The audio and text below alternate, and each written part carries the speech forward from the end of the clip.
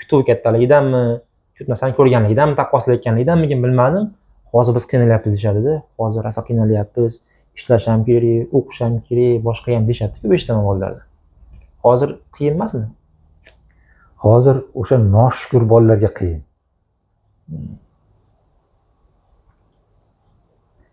Seni akang urushda emas, dadang urushda emas. Hamma yo'lda muhayyo qilib qo'yganda bolalarga ota-ona. Qayerlarga borib bo'lsa ham ishlab, pul topib, bolasiga imkoniyat yaratib beryapti. Bolam olim bo'lsin, o'qisin, hunarli bo'lsin. Lekin bolalar nisbatan tirishmayapti. Men bunaqa qilmoqchiman degan bolalar kamda. Lekin imkoniyat ko'p bolalar uchun. Ikkinchi savol shu edi. Endi qaysi davr yaxshiroqki, harakati ko'proqlarga? Imkoniyat qaysi tomonda yaxshiroq bo'lgan? Hozir harakat qilsang, xohlagan zavodingni quraman desang, mana zavod qur deyapti.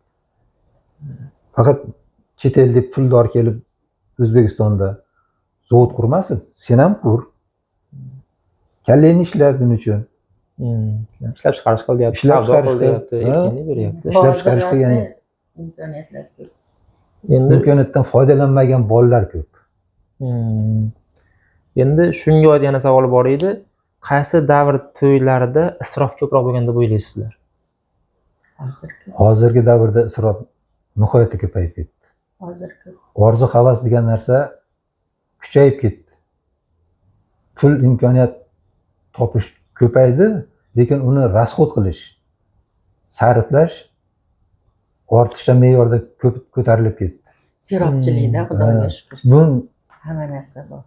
nonni dadam rahmatli aytadi, mana shu ko'chamizda katta yigitlar non deb o'lgan ekan, ko'chada ketayotib turib. 50-yillarda. Ajrida tomirini yeyishgan ekan. Urushdan keyingi yillarda shuncha non deb o'lib qolganlar ko'rgan. Bolalar, senlarga mana shunaqa hayot kerakmi? Bunaqa zamon emas-ku. Faqat qorin to'yg'azish uchun. O'sha o'lib ketgan, ochlikdan o'lib ketganlarni ruhini shod qilish uchun ham isrof qilmaslik kerak. Endi ularni biz ham ko'rmaganmiz, biz ko'rganlardan eshitganmiz-da. Shu Yeb ishdi, ovqatlar yarmini yeb, yarmini tashlab olayotgan.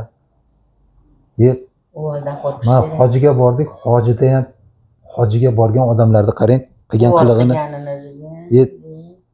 Imkoniyat bo'lsa o'sha yerda o'sha hojilarni otib tashlasam deyman-da. Ko'p olishib oladi, yemini qolib ketadi-da. Qo'yib qo'ygan, qattor qilib xohlaganingni ol. Biroz so'b bermayapti. Xohlaganingni ye. O'sha yerda ham hojiga borayotgan odamlar ham nafsi och. Mana uncha qilib savoladi, uni yarmini ham yeyolmaydi. Uni bolalari qanaqa ekan endi? O'sha hojiga borgan odamlarni. Isrof qilma degan narsani yo'qotdi. Endi ochlikdan o'lish kerakmi? Noshukurchilik. Xudoga shukr qilish kerak. To'kin sochillik o'z-o'zidan bo'layotgani yo'q-da bu. Bu degani endi xohlagancha sarflayman, xohlagancha yeyman, qolganini itga tashlab beraman. Unaqa bo'lmaydi. Ikki kuniga tushib qolmaylik tag'in. Mana chet davlatda odamlar suvga zo'r. Oddiy suv ichishga suv yo'q. Yosh bolalarning qonni ishib yotibdi. Ustida ustivosh yo'q. Ko'tida shimi ham yo'q. Demak, shulardan tushunadigan bo'lsam, endi xulosa qiladigan bo'lsak, qaysi davrda inson qadri demak yaxshiroq qadrlangan deb o'ylaysizlar? Hozirgi davrda qadrlanyapti. Inson insonda yashayapti-da. Harakat qilgani.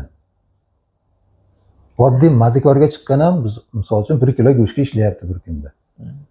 1 kilo go'shtni biz davrimizda 1 kilo go'sht ololmasdi ancha-muncha odam. 7 so'madi, lekin oladigan oyliging 14 so'm bo'ladigan bo'lsa, unga un olasanmi? Tushundim. Odamlar bir qop un olganiga xursand bo'lgan xolos. U paytda bir qop un. oldim, bir oygacha Katta bayram bo'lgan bir qop un Bir qop olgan. un. Ha. Chunki Demak, yeyish hozir- hech kim ko'chadan olib kelib non yeydigan yemasdi. narsasi faqat non bo'lgan. non bo'lgan xolosda. Unaqa Noni kalbasalar, bo'lsa ko'ngil to'q bo'lgan. u slivichli narsalar, bunaqa narsalar u magazinda bo'lgan. Misol Hamma ham uchun ololmasdi. kalbasa ham 3 so'm edi. Lekin 3 so'm pulni topish 14 so'm oladigan odamga katta pul bo'lganda. Demak, taxminan o'sha davrdagi hayot yashash uchun menga hozir taxminan bir oyiga bir 500 ming kerak ekanda. Yo'q, 500 ming topsam 220 mingga 300 ming kerak ekan hattoki. 300 ming olsam agar 220 ming un olsam, qonim to'yar ekan. Yana boshqa narsa olsam, xarajatlarim bo'lsa, yetar ekanda agar. O'sha davrdagi O'sha davrdagi hayotdagi qadar yashashimiz yashashim uchun menga demak kerak bo'lgan pul 300 ming so'm, 500 ming so'm pul ekan bir oy. Shuning uchun ertalab dalaga ketib kech payt kelsang, boshqa narsani ne o'ylamaysanda, faqat non yeysan. U paytda obedga bitta ovqat qilay, kechki ovqat qilay demasdi. Obedda dalada makaron ovqat qilib beradimi, boshqami ichib kelsa, kechqurun kelib uyda bitta ovqat qilib ichib, shuning bilan uxlaydigan mahali bo'lardi-da. Uxlab ertalab turib yana ketardi. Uyda qo'yi moli bo'lsa, qarardi ertalabga ketib. Maktabda o'qiydigan bolasi bo'lsa, simolga mahalda suv berasan, mana o't solasan deb tayinlab qo'yib ketardi. Bu endi siz uchun savol, oxirgi savolimiz. O'sha vaqtlardagi ayollar uchun oson bo'lganmi? Hozir osonroqmi ayollarimiz uchun hayot tarzi? Hozir osonda. Siz uchun tabiiy holda, bilmadim endi. Hozirlik ko'p eshitaman ayollardan, boshqalardan. Hozir oson emas. Qancha ishlar bor, boshqa deyishadi, tashvishlar ko'p-da. Bu Tashvish, mahalda ko'rishmaganda. tashvish, yaxshi tashvishlar ko'p, yaxshi. Lekin ortiqcha me'yordan oshib ketgan orzu-havaslar ko'payib ketdi-da. Hali bir qop un olay degan narsa yo'q. 1 kilo go'sht olay degan hali muammo yo'q. Hamma narsa bor. Hech qayerda o'qimagan 2 qo'shsak 6 bo'ladi deganlar ham hozir madikorga chiqayotgan bo'lsa, bir kunda bir qop un ishlab kelyapti. Bir kuniga bir qop un ishlab O'sha vaqtda 15 kun hayotda kelgan pulni hozir bir kunda olib qo'ygan. Bir kunda olib Hozir qo'yadi. imkoniyat ko'p. Ayollar chiqyapti madikorga. Kichkina bolasi bilan dalaga chiqmaydi hech kim. Hozir Madikorda kunlar noshukur bo'lib, o'sha maktabda o'qituvchini aytganini qilmagan, o'qituvchilarni bergan vazifasini bajarmagan, 2ga zo'rg'a o'qib yurgan bolalar hozir madikorda. Lekin tadbirkorlikni yaxshi egallab ketganlar 2ga o'qigan bo'lsa ham bor shunaqalar. Lekin ular kam. Endi shaxsan o'zim fikrimcha, fikringiz to'g'ri. Lekin menimcha mardikorlikka chiqayotganlarning ham hammasi ham unday emas deb o'ylayman. Siz fikringiz albatta to'g'ri. Mening fikrimcha, endi nasib, taqdir nasib. Endi boshqa ish balki qo'ldan kelishi ham mumkin, urinmagan bo'lishi ham mumkin. Balki u ish vaqtinchalik qilayotgan bo'lishi ham mumkin 5 kun, 10 kun davomida. Yoki ikkinchi jihati, balki yaxshi o'qigandir ham. Unga shu ish yoqishi mumkindir, jamoada ishlash. Mayli, rahmat. Endi oxirgi gapimda umuman olganda sizlarga hozir shuncha gapirib turish uchun sizlarga bir pora berganim yo'q mabodo. Bir hozirgi davrda yaxshida bering, o'sha davrda qiyinda bering deganim yo'q sizlarga mabodo. Sovg'alar berib, poralar berib. ha o'zi ko'rib Borini gapirdilaringizmi? Yo bironta sizlarga ta'zir qilmadim mabodo. Gaplashishdan oldin bunaqangi ta'zir qilib, shunadi bering demadimmi? O'sha davrda yomonni bering demadimmi mabodo? Bitta biz bas. Hammadan so'ra. Xohlagan odamingdan kirib mana shunaqa intervyu olganda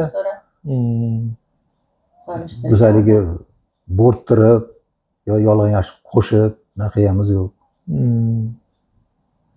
Tushunarli. Xudo xolasa bu birinchisi bo'ldi suhbatimiz. Balki davom ettiramiz ham kelgusida. Balki Hojina bilan gaplashamizmi agar nasib qilsa, Xudo xolasa g'oyib ketsa. Hojina ham yana ham u davrlardan ko'rishgan. Rahmat kattakon. Xudo xolasa suhbat yakuniga yetib qoldi. Bilan gaplar bormi? jamoamizga, auditoriyaga, o'zimgami, gaplaringiz, tilaklaringiz boshqami, fikrlaringiz oxirgi xulosa o'rnida. Xulosa o'rnida mana shu zamonga yetib kelganimizga shukr qilish kerak. 35 yil tarix uchun juda katta davr bas bu. 35 yilda qanaqa o'zgarib ketdi. Ko'ribmiz. Bunaqa sharoit, imkoniyat boshqa davlatlarda ham unchalik bo'lmasa kerak. To'g'ri. Misol uchun Koreyaga borib kelgan bo'lsak, eshitdik-da, o'zini o'zi osib qo'yayotganlar nihoyatda ko'p ekan. Tomdan tashlab yuborayotgan. Chunki imkoniyat, sharoit bizchalik bas ekanda. Misol uchun yashayotgan odamlarda o'zini shaxsiy uyi yo'q. Koreya haqiqatdan ko'p guvoh bo'lamiz. Turmush qurish ham kam, ko'payish ham kam, chunki o'ylaymanki, odam qachon ko'payishi mumkin? Kelgusi ertangi kunidan, ertangi yilidan xotirjam bo'lsa, keyin ko'payishga intilishi mumkin-da. Lekin hozir ularda shundayki, ertangi kunidan xotirjamlik demak ko'p emas ekanda. Ertangi yilidan. Hatto Koreyada, Janubiy Koreya. Shukr qilish kerak, intilish kerak, bir narsaga bitta maqsad bo'lish kerak-da hayotda. Men maktabda o'qiyapman.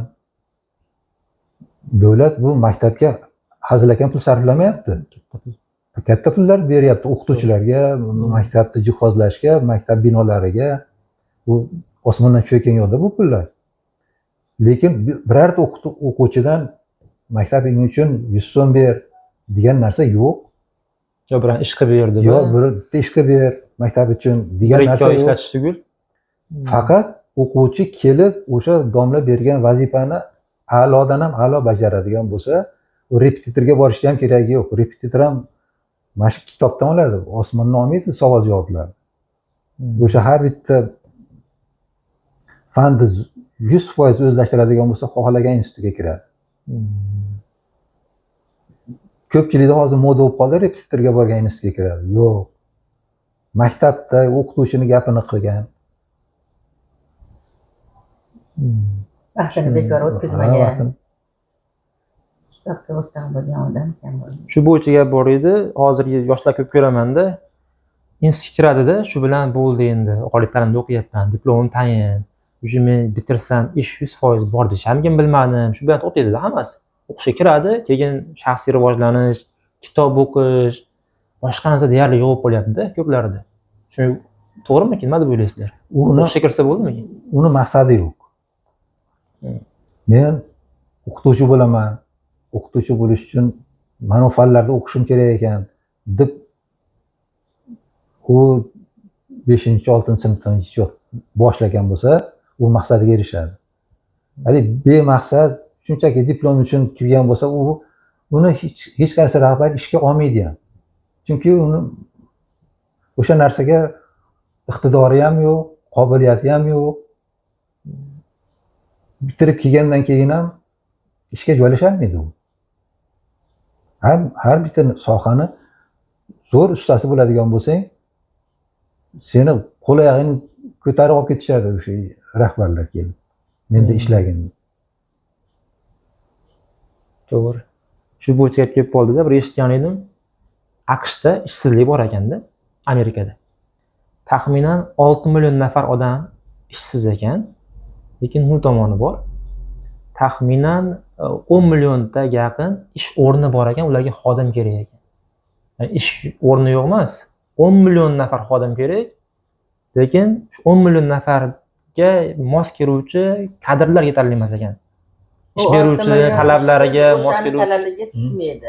Ishsiz mos kelmaydi haliginga. 10 millionta talab qilayotgan xodim bor. Misol uchun buni bilsin, AI'da bilsin, tilda bilsin, hoqozonni bilsin, hunarli bo'lsin degan talab kadrlar kerak ish beruvchiga. Lekin hali 6 million kishida shunaqa narsalar yo'q ekan demak. Bu Amerikada. Demak, xulosa qilish mumkin, O'zbekistonda ham taxminimcha balki ishsizlik ma'lum foiz bo'lsa kerak, lekin taxminimcha yana ko'proq miqdorda ish o'rinlari ham bo'lsa kerak. Bo'lsa kerak, shu talabga javob beradigan bo'lib diplom olib chiqsa, ishsiz qolmaydi.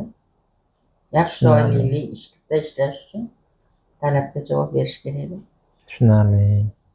Rahmat kattakon. Nimalar sog' bo'lsin.